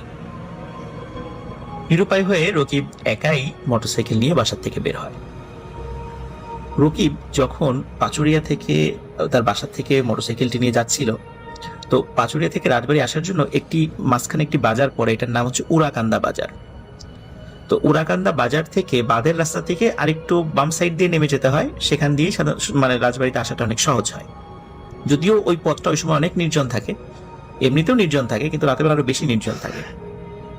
তারপর রকিব সেই রাস্তাটি বেছে নিল তাড়াতাড়ি যাওয়ার জন্য। তো রকিব যখন ওরাকান্দা বাজার থেকে বাম দিক দিয়ে বাইকটা শহর রক্ষাকারী বাঁধ থেকে একটু ঢালু রাস্তা, নিচের রাস্তা দেশে বেশ ঢালু রাস্তা থাকে আর কি, ওখানে বাইকটি নামিয়ে দিয়ে সেই পথ দিয়ে আসতে থাকে। তো আস্তে আস্তে দাঁতশি নামক একটি জায়গা আছে, সেখানে আরেকটি বাজার রয়েছে। এই দাঁতশি বাজারের ঠিক আগে সে মোটরসাইকেলের লুকিং গ্লাসে হঠাৎ করে সে দেখতে পায় পেছনে মনে হয় কেউ বসে আছে। তো সে চিন্তা করে যে যেহেতু মোটরসাইকেল চালাচ্ছে এমনিতেও মানে ভুল দেখতে পারে, কিন্তু স্পষ্ট না দেখলেও সে তার মনে হচ্ছিল যে লুকিং গ্লাসে যে কেউ মনে হয় বসে আছে পেছনে। তখন রাকিব যেটি করে সেটি হচ্ছে যে প্রথমত সে দোয়া কালাম পড়া শুরু করে। তো তারপর সে মোটরসাইকেল যথারীতি চালাচ্ছিল, কিন্তু হঠাৎ রাকিব ফিল করে যে তার মোটরসাইকেলের স্পিড যে স্পিডে ছিল মনে হচ্ছে স্পিডটা আগের থেকে আস্তে আস্তে বেড়ে যাচ্ছে। তো রাকিব তখন একটু ভয় পাওয়া শুরু করে, যদিও সে অনেক সাহসী ছিল, সে অনেক ভয় পাওয়া শুরু করে। তো ওই সময়টাতে রাকিব যে কাজটি করে সেটা হলো মোটরসাইকেলটা মানে সে আপ্রাণ চেষ্টা করে মোটরসাইকেলের ব্রেক করে মোটরসাইকেলটা থামানোর জন্য, কিন্তু অদ্ভুত ব্যাপার এই মোটরসাইকেলটা কোনোভাবেই থামানো যাচ্ছিল না, কোনোভাবেই রাকিব মোটরসাইকেলটি থামাতে পারছিল না। এবং তখন আরেকটি ঘটনা রাকিব প্রত্যক্ষ করে, সেটি হচ্ছে যেহেতু চাঁদের আলো ছিল, তখন চাঁদের আলোতে মোটরসাইকেলের ছায়াটি পড়েছে রাস্তার পাশে। তখন রাকিব ওই ছায়ার দিকে তাকিয়ে দেখে যে তার পেছনে একটি ছায়া বসে আছে। মনে হচ্ছে একজন তার পেছনে যদি একজন মানুষ বসে থাকে ঠিক যেরকম ছায়া পড়ে, মনে হচ্ছে ঠিক ওরকমই একটি ছায়া তার পেছনে বসে আছে। এবং এতটুকু সে ফিল করে এবং সে ওই ছায়ার দিকে তাকায় দেখতে পারে যে এই ছায়ামূর্তিটি একটি মহিলা মানুষের, কারণ ওই ছায়ামূর্তির যে চুল, বড় বড় চুল, মোটরসাইকেল যখন চলছিল বাতাসে সেই চুলটা পেছন দিকে উঠছিল, ঢেউ খেলছিল। এটিও রাকিব ছায়ার দিকে তাকিয়ে, বিশেষ করে ওই মোটরসাইকেলের যে ছায়াটি হয় সেদিকে দিকে তাকিয়ে দেখতে পারে। তো তখন ও বুঝতে পারে যে এখন সে খুব বিপদে পড়ে গিয়েছে, এখন কি করবে, মোটরসাইকেল তো থামাতে পারছে না। তখন ওই অবস্থাতেই মোটরসাইকেল চালাতে চালাতে আরেকটু সামনের দিকে, দাঁতশি থেকে আরেকটু সামনের দিকে একটি জায়গা আছে, এর নাম হচ্ছে নূরপুর বলে। তো এই নূরপুরের কাছে এসে পাশে দেখে রাস্তায়, যেহেতু সে ওই দিকে সবসময় চলাফেরা করে, তো আগে থেকেই মানে দেখেছিল যে রাস্তার পাশে একটি খুব অল্প পানির একটি খাদের মতো রয়েছে। তখন মোটরসাইকেল যে কোনো উপায় থামানোর জন্য সে চিন্তা করছে এখন থামাতে গেলে কোনো গাছ বা দেয়ালের সাথে যদি ধাক্কা দেয় এই স্পিডওয়ালা মোটরসাইকেল, তাহলে কিন্তু খুব বিপদ হয়ে যাবে। এই জন্য রাকিব যে কাজটি করে সেটি হচ্ছে এই মোটরসাইকেলটি এই খাদের মধ্যে নামিয়ে দেওয়ার চেষ্টা করে এবং সেখানে সে সফলও হয়। যখন মোটরসাইকেল খাদের মধ্যে নামিয়ে দেয় তখন মোটরসাইকেল পানির মধ্যে গিয়ে পড়ে এবং সে রাকিব তেমন কোনো আহত হয় না। কিন্তু এই যখন ধপাস করে এই মোটরসাইকেলটি পানির মধ্যে পড়েছে, তখন আশেপাশে যে বাড়ি ছিল তারা চিন্তা করেছে যে কি ব্যাপারে এত শব্দ, এত জোরে শব্দ হলো কি। তখন বেশ কয়েকজন লোক বের হয়েছে বাসা থেকে বের হওয়ার পর টর্চ মানে জ্বালিয়ে দেখে যে নিচে একটা লোক পানির মধ্যে পড়ে গিয়েছে, সে আহত অবস্থায় গোংরানোর মতো শব্দ করছে। তখন কয়েকজন গিয়ে ওখান থেকে তাকে উদ্ধার করার চেষ্টা করে, কিন্তু অদ্ভুত ব্যাপার হলো তাকে উদ্ধার করতে গিয়ে একটি সমস্যা দেখা দিল। সেটা হচ্ছে যে কয়েকজন লোক মিলে তাকে যখন টেনে তোলার চেষ্টা করছিল, তার শরীরটা এত ভারী মনে হচ্ছিল তাদের কাছে, কিছুতেই এই বডিটাকে টেনে তুলতে পারছিল না, মানে রাকিবের দেহটাকে টেনে তুলতে পারছিল না। তখন আরো লোকদেরকে ডাক দেওয়া হয়, প্রায় 15 থেকে 16 জন মিলে এই রাকিবকে পানি থেকে টেনে তোলে। এটা অদ্ভুত ব্যাপার, কারণ তার ওজন ছিল বড় জোর 60 কেজি, মানে 60 কেজি, কিন্তু এটা তুলতে 15-16 জন লোক লাগবে, এটা কিন্তু অকল্পনীয় ব্যাপার ছিল। এবং তাদের কাছে মনে হচ্ছিল, তাদের মানে বর্ণনা অনুযায়ী, যে মনে হচ্ছিল তারা কোনো পাথর টেনে তুলছে। তাকে ওখান থেকে তোলার পরে যেহেতু সে তেমন অতটা আহত হয়নি, মোটামুটি যেহেতু ঠান্ডার সময় ছিল, পানির মধ্যে পড়েছিল, সেন্সলেস হয়ে যায় ঠান্ডাতে, তো তখন তাকে একটু জ্ঞান ফেরানো হয় বিভিন্ন একটু ট্রিটমেন্ট করে, আগুনের একটু তাপ দিয়ে। তখন সে পুরো ঘটনাটা সবাইকে খুলে বলে। ওই অবস্থায় তার পরিবারের লোকদেরকেও খবর দেওয়া হয়, কিন্তু রাতের বেলা বলে ওনাদেরকে আশ্বস্ত করা হয় যে না, সে ভালো আছে, ওরা সকালে আসেন। তো সকালে এসে তার পরিবারের লোকগুলো রাকিবকে মানে নিয়ে যায়। কিন্তু এই ঘটনাটি এখানেই শেষ নয়। এরপরে এই যে ছায়া মূর্তি যেটি, যেটি হঠাৎ করে মোটরসাইকেলে তার উপর চেপে বসেছিল। এটি তার আর পিছু ছাড়ে না। বিশেষ করে একদিন এমন একটি ঘটনা ঘটে যে রাকিব ঘুমিয়ে আছে, তো সে ফিল করছিল যে তার পাশে কেউ একজন শুয়ে আছে, বড় চুলওয়ালা কোনো মানুষ শুয়ে আছে। তো একদিন এই ঘটনাটি যেদিন ঘটে তখন রাকিব খুব ভালো করে খেয়াল করে এটা কে, তখন তাকিয়ে দেখে যে মোটামুটি যতটুকু দেখা যাচ্ছিল অন্ধকারে, যে চেহারাটি ভয়ঙ্কর রকমের কালো। একে তো ঘরে অন্ধকার, যতটুকু আবছা আলো ছিল তো ভয়ঙ্কর রকমের কালো। কারণ আলো কিভাবে দেখতে পেল, ওইখানে কিন্তু ইলেকট্রিসিটি ছিল তার ঘরে, যেহেতু ডিম লাইট আমরা চালিয়ে অনেক সময় ঘুমাই আর কি, যে ডিম লাইটের আলোতে সে দেখছে ভয়ঙ্কর রকমের কালো একটা চেহারা, মাথার চুলগুলো অস্বাভাবিক রকমের বড়, এত বড় চুল সাধারণত কোনো মেয়েদের হয় না। তার পাশে শুয়ে আছে। তখন রাকিব চিৎকার করে ওঠে, তার চিৎকার বাড়ির অন্য সদস্যরা চলে আসে। তখন আবারও রাকিব সেন্সলেস হয়ে যায়। রাকিবের যখন জ্ঞান ফেরে তখন বেশ কিছু হুজুরদের কাছে নিয়ে যাওয়া হয়। তখন হুজুররা তার ট্রিটমেন্ট করা শুরু করে এবং বলে যে রাতের বেলা এই বের হওয়ার সময় একটি দুষ্টু জিন তার উপর সওয়ার হয়েছিল এবং এটি তার থেকে সহজে যেতে চাচ্ছে না। দেখ, আলহামদুলিল্লাহ অনেক চেষ্টার পর রাকিব সুস্থ হয় এবং এখনো সে সুস্থ অবস্থায় আছে, সে ভালো আছে। বর্তমানে একটি মোবাইল অপারেটর কোম্পানিতে সে চাকরি করে। তো এটি ছিল ঘটনা।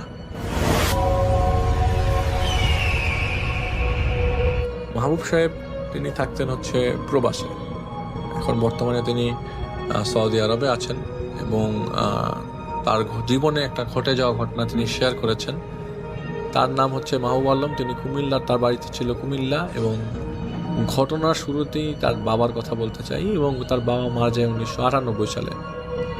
তো বাবা মৃত্যুর পর পরিবার একটু বড় হওয়ার কারণে ফিনান্সিয়াল ক্রাইসিস দেখা যায় এবং টানাপোড়েনের কারণে তিনি লেখাপড়া করতে পারছিল না, কিন্তু ছাড়তেও ইচ্ছা ছিল না। বিধায় সপ্তাহে 3 দিন তিনি ক্লাস করতো এবং 3 দিন থাকতো হচ্ছে তার কাজ। প্রথমে যেসব কাজ করতো সেসব কাজও তার লাভ হচ্ছিল না। তারপরে তিনি চেষ্টা করতে করতে একটা কম্পিউটারের দোকানে চাকরি পায়, সেটাও সন্ধ্যার পরে, এবং সেখানে অপারেটর হিসেবে তার নিয়োগ হয়। তো সেখান থেকে তিনি রেগুলারই বাসায় ফিরতেন রাত 11টা থেকে 12টার মধ্যে। সন্ধ্যার দিকে যেতেন এবং 12টার মধ্যে পর্যন্ত, 11টা 12টা রেগুলার। তো 11টা 12টা যখন আসতো রেগুলারলি, তখন তিনি তার বাসা থেকে, দোকান থেকে বাসায় আসতে যতক্ষণ যেভাবে লাগতো, যেভাবে তিনি যাওয়া আসা করতেন একই রাস্তা দিয়ে রেগুলার। তো 2007 সালের দিকে থেকে ঘটনা এটা শুরু হয়। আসলে শুরু না, এটা 2007 সালের দিকের ঘটনা। তখন শীতের রাত। তো ওই দিন দোকানের প্রচন্ড কাজ ছিল এবং একটু দেরি হয়ে যায় সেদিন। তো রাত 10টার দিকে কাজ করতে করতে হঠাৎ করে বাসার নাম্বার থেকে দোকানে একটা ফোন আসে। সেখানে সবাই এত মোবাইল ফোন ইউজ করতো না সেখানে। তো ফোন আসে যে তার দাদা খুব অসুস্থ, শেষ পর্যায়ে আছে, তার দাদা তাকে দেখতে যাচ্ছে। সেই রাতে তখন তিনি তার বাড়ি থেকে দোকানের মোবাইলে আসে যে তার দাদা অসুস্থ হয়ে যাচ্ছে এবং একটা পর্যায়ে তিনি ডিসিশন দেন না, এখন চলে যেতে হবে। আর তার দাদা তাকে খুব আদর করত এবং তাকে দেখতে চাচ্ছিল। তিনি হঠাৎ করে তাড়াহুড়া করে দোকান বন্ধ করে বাড়ির দিকে রওনা দিয়ে দেয়। রাত তখন বেজে যায় 12টা। তিনি কাজ যেখানে করতো তার বাড়ি থেকে প্রায় 2 কিলোমিটার দূরে। আর এই রাস্তা দিয়ে কোনো ধরনের সিএনজি অথবা বাস চলাচলের মতো অবস্থা ছিল না। কেন বাস বা সিএনজি বলছি সেটা আমি একটু পরে বলবো। দিনের বেলায় 2-1টা রিক্সা চলাচল করতো। আর গ্রামের যে রাস্তাটা ছিল সেটা ছিল কাঁচা এবং রাতের বেলা মোস্ট অফ দ্য অন্ধকার ছিল, কারণ চারিপাশে গাছগাছালি থাকার কারণে অন্ধকারটা বেশি লাগতো। আর পাশ দিয়ে চলতো একটা নদী, তার নাম হচ্ছে ডাকাতিয়া। যারা ওই জায়গায় কুমিল্লার ছেলে তারা হয়তো বা চিনতে পারেন। অন্ধকারে একটা ভুতুরে পরিবেশ ক্রিয়েট হলো এবং ওই রাতে সেদিন আসলে সেদিনের ঘটনা বলছি, সেদিন রাতে কোনো রিক্সা টিক্সা কিছু বা সাইকেল কোনো অবস্থা ছিল না রিক্সা টিক্সার। তো নর্মালি তার বাসা থেকে দোকান থেকে বাসায় রাত হয়ে গেলে তার ওই দোকানের ভাই তাকে নামাই দিত সবসময়। তো সেদিন তার ভাইকে তিনি পান না, তো ওই ভাই আগেই বাসায় চলে যায়, তাই তার সাইকেলটা তিনি রেখে গেছিলেন। তো সেই সাইকেল তিনি সেদিন সাইকেল নিয়ে একা রওনা হন তো হঠাৎ তার বাড়ির মাঝামাঝি একটা পর্যায়ে আসার পর ভয় লাগা শুরু হয়। এরকম না যে ভয়টা আগে লেগেছে, আবার এরকম না তিনি আগে এই রাস্তা দিয়ে কখনো একা হাঁটে নাই বা একা যাননি। ওই নীরব পরিবেশের মধ্যে কেমন যেন একটা অন্ধকার শহরের মতো তার লাগতে থাকে। তিনি সাহস করে আগাতে থাকে, যাওয়ার সময় চেষ্টা করছিল এবং বারবার চিন্তা করতে থাকে, দাদা তো অসুস্থ, আমাকে দেখতে চেয়েছিল, আমাকে তাড়াতাড়ি যেতে হবে বাড়িতে। তিনি অনেক জোরে চালাতে থাকে সাইকেলটা। টর্চের আলো কুয়াশার কারণে বেশি দূর যাচ্ছিল না এবং রাস্তা দেখা যাচ্ছিল হালকা। আর এই রাস্তাটা তার চেনা, একদম অচেনা রাস্তা না, তার জন্ম এলাকায়। তাই সে তাড়াহুড়া করে যেতে লাগলো। আর হঠাৎ করে তিনি দেখলো তিনি আর আগাতে পারছেন না। কিছু দূর যাওয়ার পর রাস্তার দুই পাশে ছিল অনেকগুলো পুরনো কবরস্থান এবং এই কবরস্থানটা এখনো আছে। তিনি যতই দ্রুত যাওয়ার চেষ্টা করছিল তিনি আগাতেই পারছে না।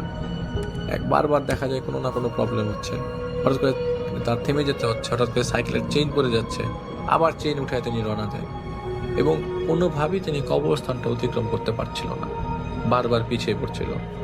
আবার একটু সামনে আগালেই মনে হলো আবার সেই কবরস্থানের শুরুর জায়গায় তিনি ফিরে আসছে।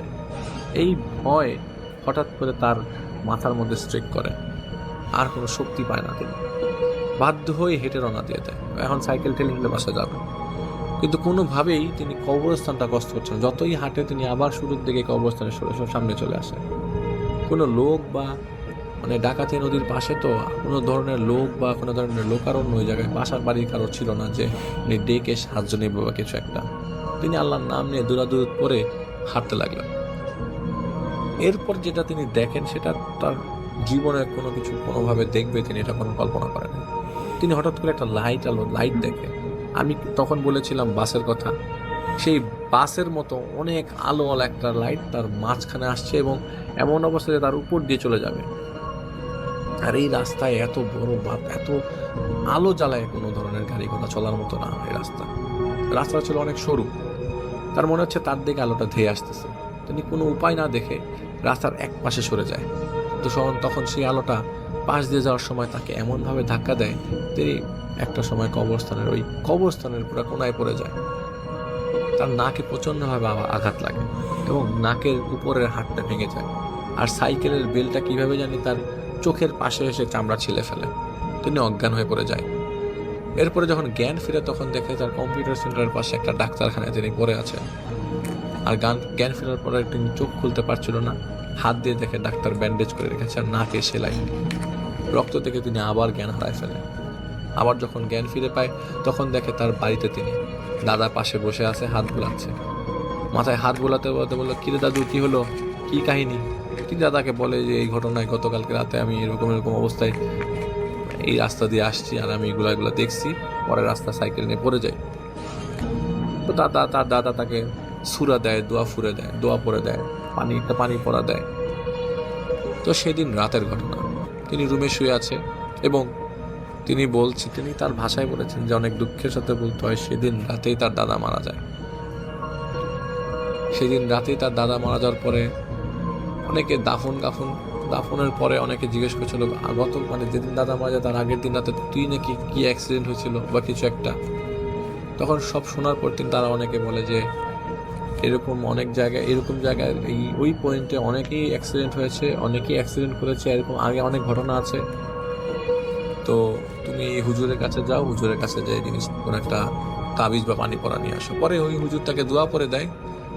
তো এরপর থেকে ওই ঝামেলার পর থেকে তিনি আর কোনো ধরনের জিনিস ফেস করে নাই। তো তিনি বলেছিলেন তার চোখের নিচে এখনো সেই কাটা দাগ আছে এবং নাকের ভাঙা হাত তিনি এখনো ঠিকভাবে জোড়া দিতে পারেনি, এখনো তিনি ব্যথা অনুভব করেন। ওই 7 বছর তার সাথে তেমন কিছুই ঘটে নাই। এটা হচ্ছে 2007-13 সাল পরে তিনি কুমিল্লা লাকসাম একটা মাল্টিন্যাশনাল কোম্পানিতে জব করেন। তার বাড়ি থেকে এবং অফিস প্রায় 30 মিনিটের হয়। খুব ভোরবেলায় 30 কিলোমিটার হয়। খুব ভোরবেলায় তার মোটর সাইকেল নিয়ে ফজরের নামাজ শেষ করে রওনা দেয়। কিছু দূর যাওয়ার সময় তিনি দেখেন একদল বিড়াল রাস্তা বন্ধ করে খুব জোরে জোরে কান্না করছে আর এপাশ ওপাশ করছে। তিনি কি করবে বুঝতে পারছিল না। ভয় পেয়ে তিনি মোটর সাইকেলের আলো অফ করে দেয় এবং হর্ন দিচ্ছিল, কিন্তু কোনো কারণেই বিড়ালগুলো যাচ্ছিল না। উপায় না পেয়ে তিনি অন্য একটা রাস্তায় মোটরসাইকেল নিয়ে যাবে, ঘোরাবে, তখন দেখে সাদা বেড়ালের মানে এক টুকরা মাংস নিয়ে দুই দিক দিয়ে টেনে ছিঁড়ে খাওয়ার চেষ্টা করছে। সাহস করে তিনি খুব জোরে হোন্ডা টান দেয় এবং পেছনে প্রায় 5-7টি বিড়াল তার পেছনে দৌড়াতে থাকে। রাস্তা পাকা ছিল এবং প্রায় 70 কিলোমিটার স্পিডে তিনি যাওয়ার চেষ্টা করে। কিছু দূর যেতেই তিনি আবার মরে সেই বিড়ালগুলো দেখতে পায়। তিনি এমনভাবে ব্রেক করে যে হোন্ডা উল্টে তিনি গাছের সাথে ধাক্কা খায়। তিনি জ্ঞান হারিয়ে যায় এবং মোটরসাইকেলটি ভেঙে চুরচুর হয়ে যায়। জ্ঞান ফিরলে দেখে তিনি লাকসাম জেনারেল হাসপাতালে ভর্তি আছে। অফিসের সহকর্মীরা পাশে। তখন তারা বলল যে তিনি গত 4 দিন যাবত অজ্ঞান হয়ে হাসপাতালে পড়ে আছে। এরপর তিনি যখন সুস্থ হয় তখন লাকসামের একজন নাম করা বুজুর্গের শরণাপন্ন হয় এবং তিনি তাকে একটি দোয়া দেন। আলহামদুলিল্লাহ, তিনি বর্তমানে ভালো আছে। এরপর থেকে তিনি তেমন কিছুই ফিল করেন নাই। তিনি সবার কাছে দোয়া চেয়েছেন যেন তিনি পরবর্তী সময়গুলোতে কোনো ধরনের ঝামেলায় না পড়েন। এটা ছিল তার ঘটনা এবং তিনি তার হসপিটালে অ্যাডমিটেডের যে ছবিটা আছে সেটা পাঠিয়েছে। আপনারা চাইলে আমি সেটা শেয়ার করতে পারি। আমি নেক্সট ঘটনায় যাব। নেক্সট ঘটনা হচ্ছে খুব রিসেন্টলি আমার কাছে ঘটনাটি এসছে এবং এটা এসছে 29/12/2019। তানিয়া হুমায়রা নামে একজন আপু তিনি আমাকে ঘটনাটা পাঠিয়েছিলেন এবং ইমেইল করে পাঠিয়েছিলেন এবং ঘটনাটা আমার কাছে ছোট হলেও বেশ ভালোই লেগেছে।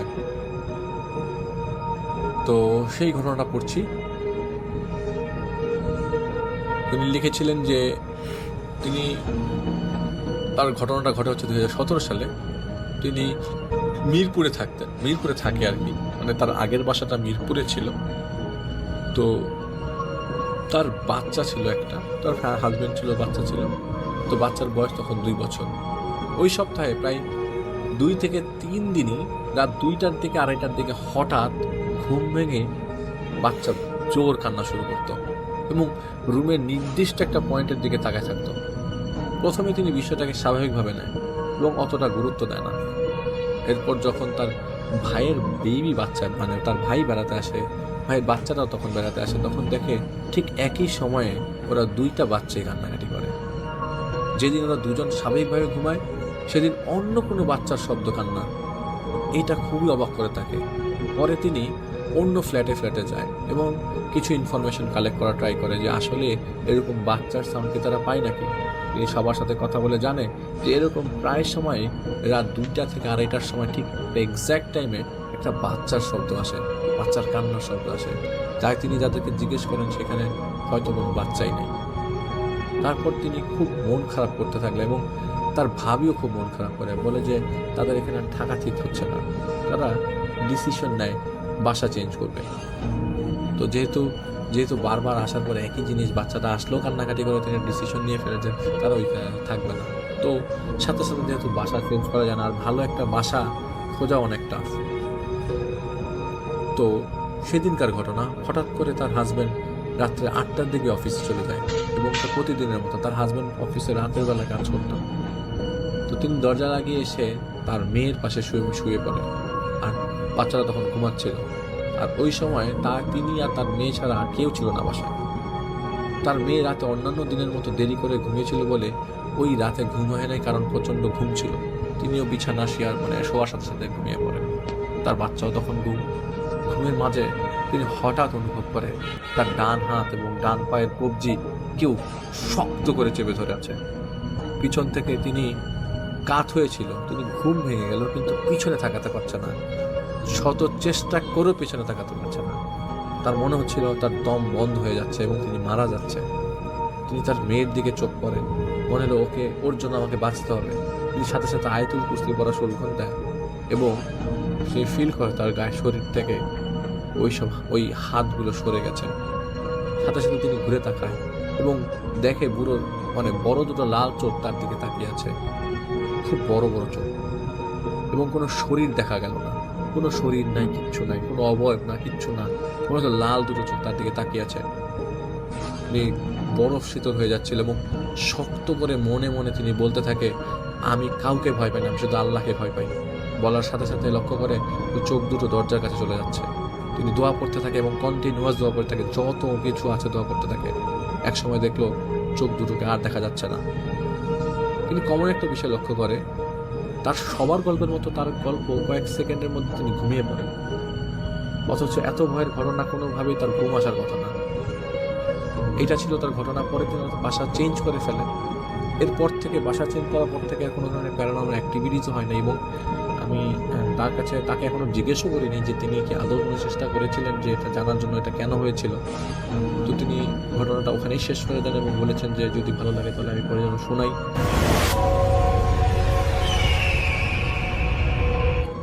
আসসালামু আলাইকুম লিসেনার্স, আমি হাসিব আহমেদ দুর্লভ বলছি সেন্ট জনস নিউফাউন্ডল্যান্ড কানাডা থেকে। আমি আগে আপনাদের কাছ থেকে আন্তরিকভাবে ক্ষমা চেয়ে নিচ্ছি, কারণ আমি কিছুটা অসুস্থ, যার কারণে হয়তো আমার কণ্ঠ খুব একটা ভালো শোনাবে না। তবুও আপনাদের মাঝে ফিরে এলাম আপনাদের ভালোবাসায়। তো যাই হোক, কথা না বাড়িয়ে ঘটনায় চলে যাচ্ছি।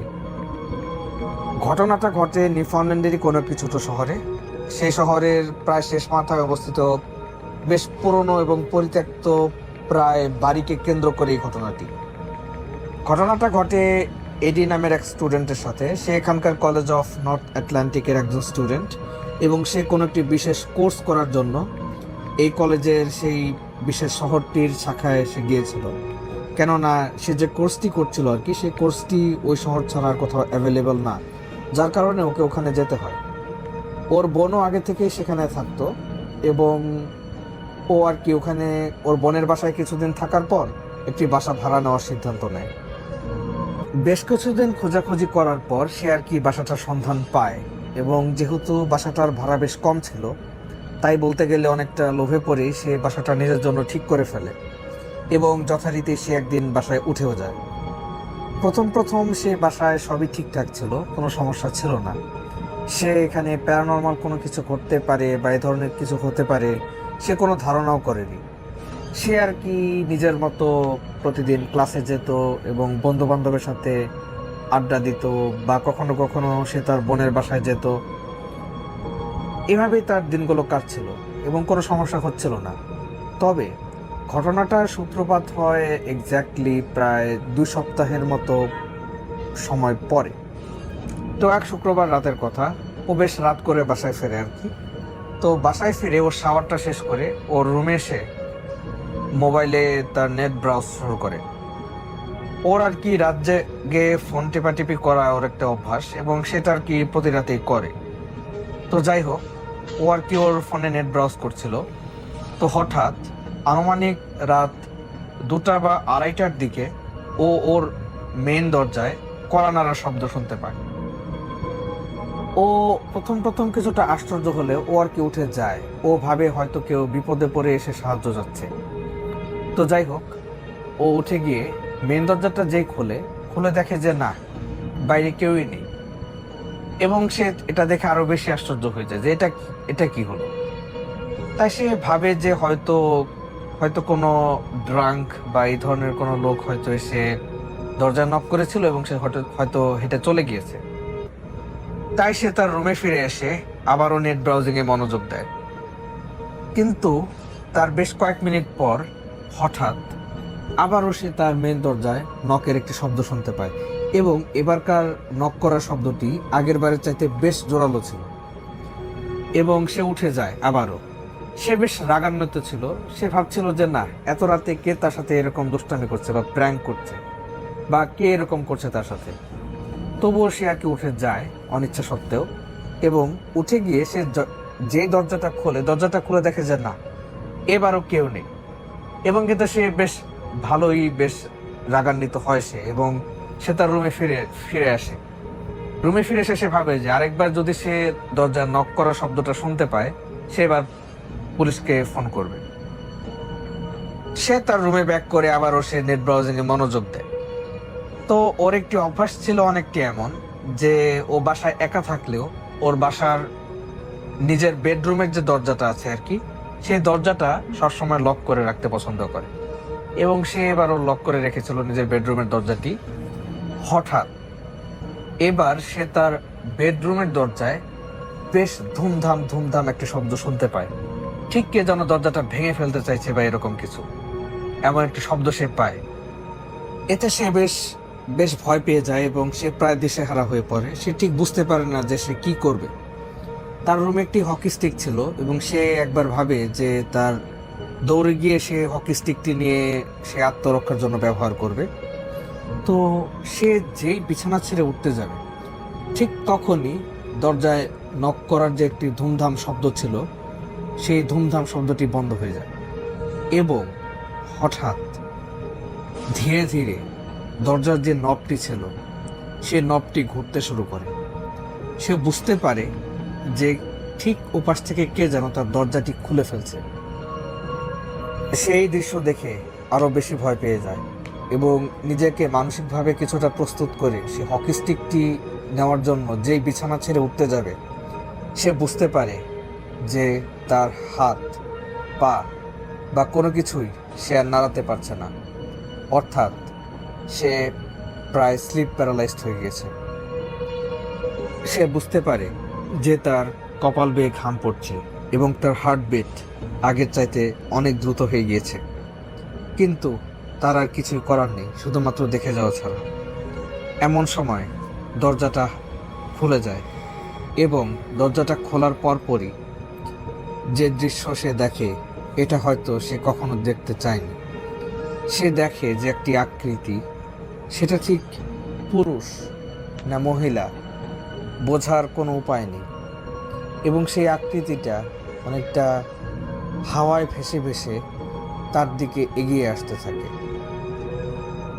এবং তার রুমে যে জানালাটি ছিল সেই জানালায় কোনো পর্দা ছিল না এবং সে রাতটা একটি পূর্ণিমার রাত ছিল এবং পূর্ণিমার চাঁদের আলোতে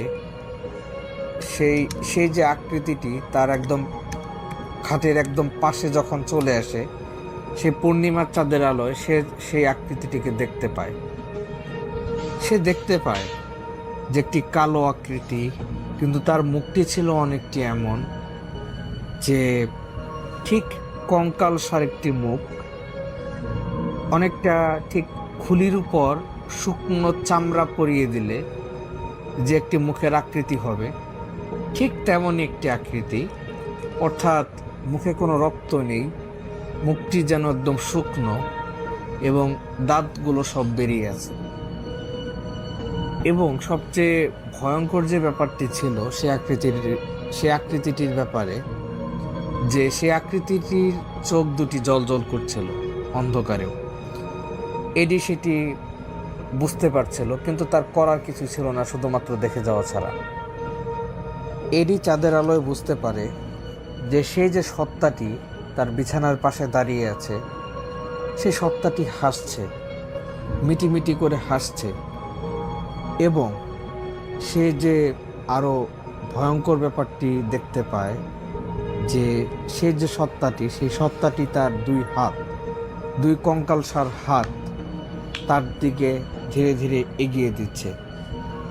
এই দৃশ্য দেখে সে আর নিজেকে সামলাতে না পেরে সে জ্ঞান হারায়।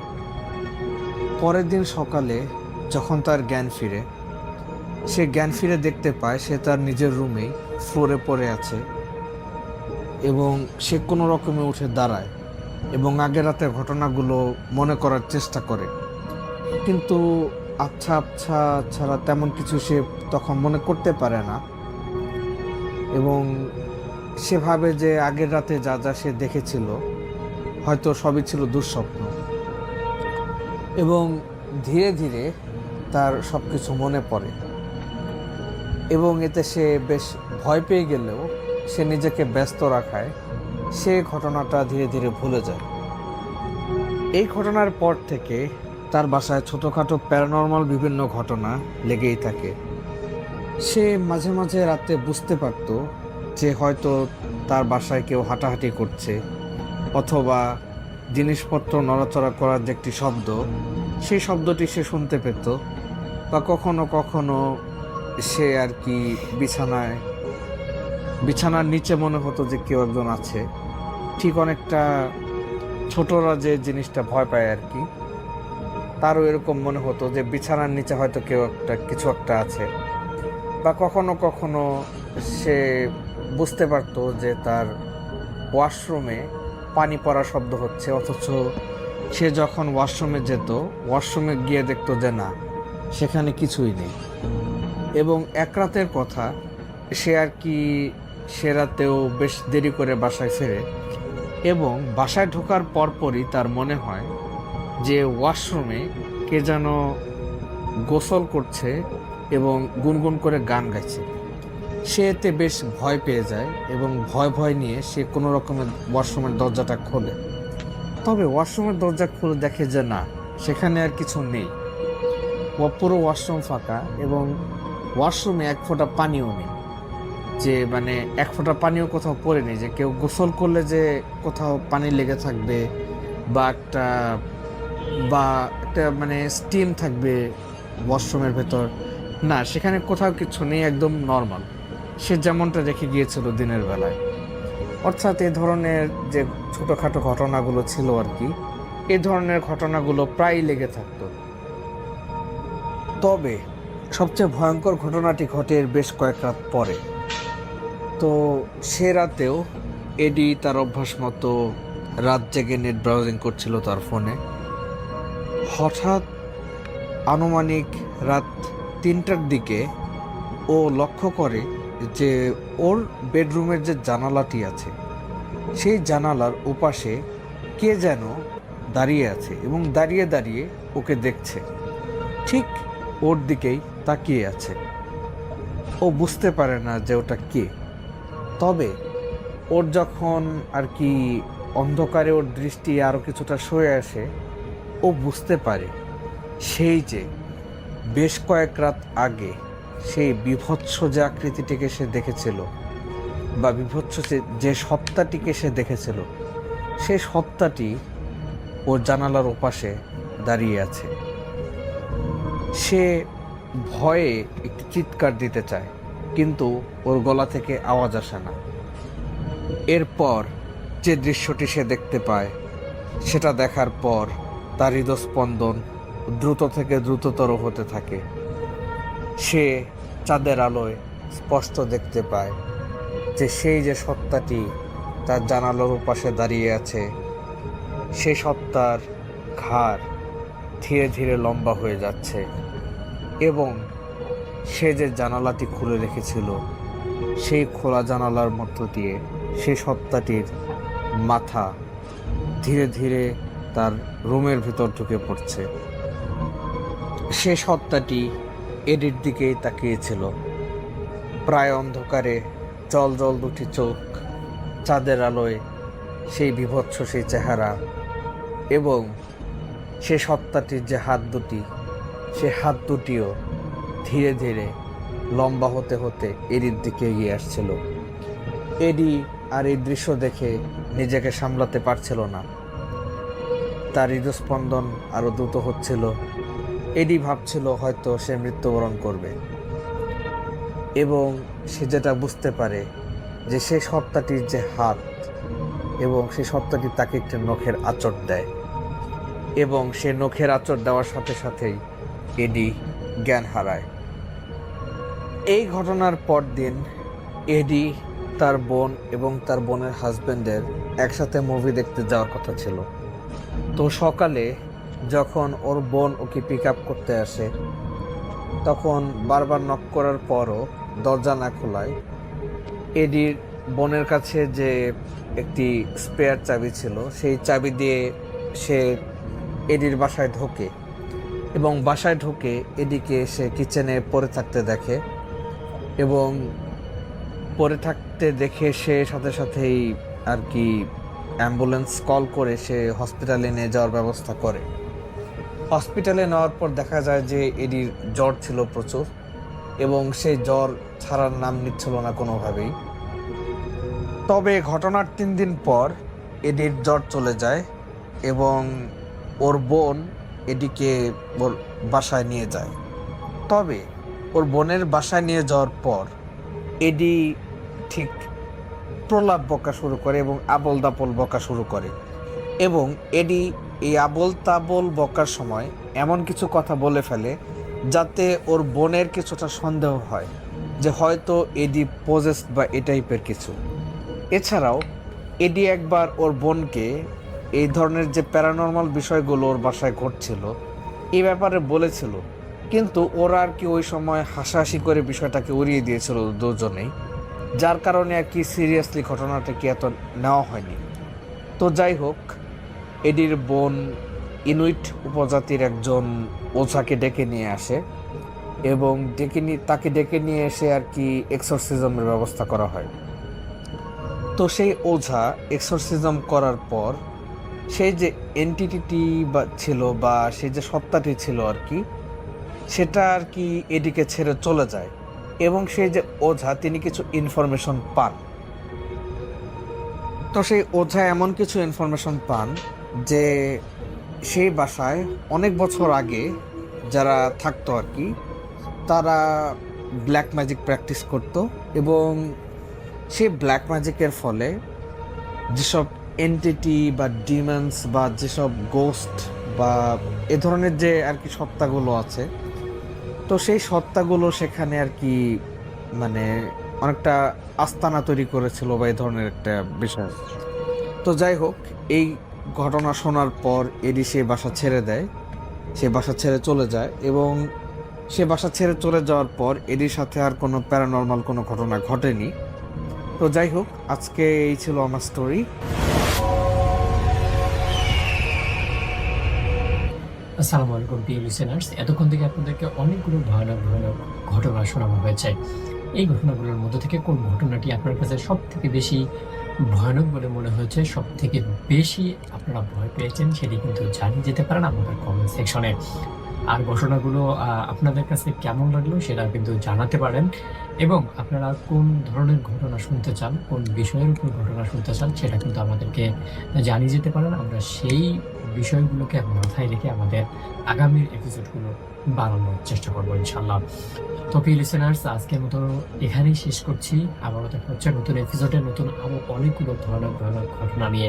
আপনাদের কাছে একটা রিকোয়েস্ট থাকবে, যারা যারা এরকম ভূতের ভয়ানক ঘটনাগুলো পছন্দ করে থাকেন তারা কিন্তু অবশ্যই আমাদের চ্যানেলটিকে সাবস্ক্রাইব করবেন, পাশে আসা বেল আইকনটি অন করে রাখবেন যেন আমাদের ভিডিও নোটিফিকেশনগুলো আপনার কাছে পর্যন্ত পৌঁছতে পারে।